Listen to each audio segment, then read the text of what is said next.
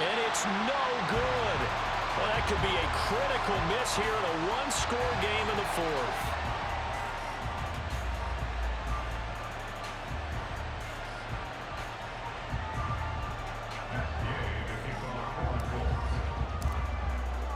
Now he's back out there to boom this one away, maybe with some frustration after the PAT miss. Hill is going to take it out of the end zone. And that decision to bring it out ends up not being a good one. Costs him about 5 yards as he's tackled at the 20. At their own 20-yard line.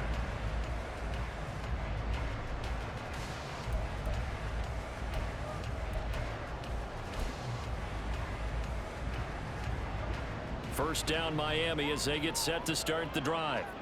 And they will be looking to answer the touchdown their defense just surrendered. Still a good chunk of time remaining here in the fourth quarter and a chance to regain the lead in a tight one. 2 yards the loss, 2nd and 12. Sometimes I think these defensive tackles get a little bit of a bum rap. We just see them as big guys that eat up blockers for others to make tackles. Oftentimes they're quicker than they get credit for. And this time he uses quickness to make a play. Sliding out of the pocket. I don't know what was going on there, but the end result, this is going to be a safety. Now, the 2 points, that's not totally critical at this point. Still a one-score game, but they do have to give away the football with no guarantees they're going to get it back. Yeah, or at least if they get it back, will they have any time to do anything with it? So they've got to send their defense out there and say, guys, we got to have it right now. Save some time for us.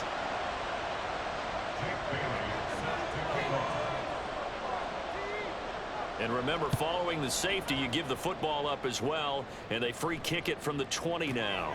And it's taken in at the 9.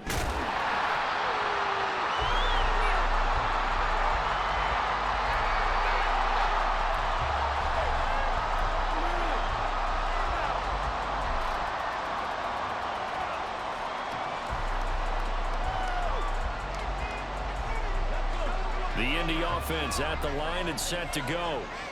Another important fourth quarter series coming up. That last INT helping to maintain their slim advantage.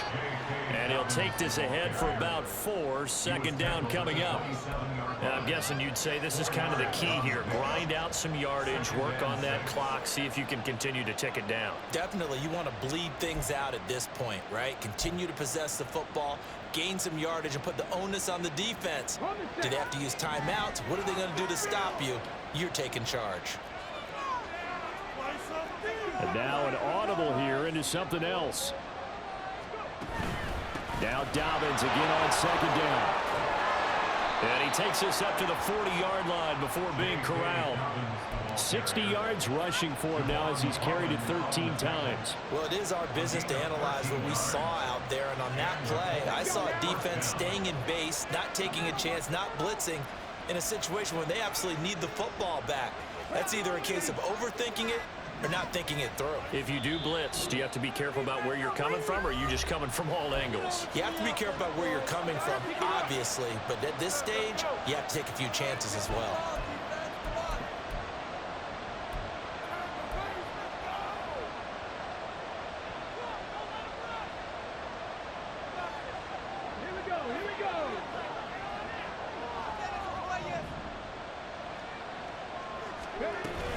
On 1st and 10, it's Carter.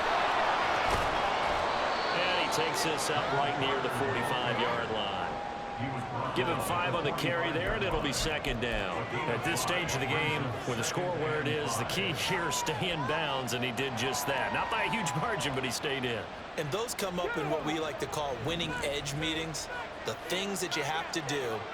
Late game situations, kicking situations, doesn't matter what it is, the things you have to do to win a game, and that comes up in that meeting, then you practice it, they've got to be happy to see it executed, being able to stay in bounds and work the clock. And a solid run here as he'll pick his way down to the 42-yard line. Give the Colts 13 yards and a 1st down. No doubt those are the types of carries they're looking for here, Charles. The lead in the fourth quarter. This is when coaches that have a reliable running game, they breathe a little easier on the sideline. Yeah, they love the idea that they can take the air out of the football at this point in the game. That means they're really counting on that offensive line, counting on the runners, taking care of the football. Because you're going to tell your quarterback,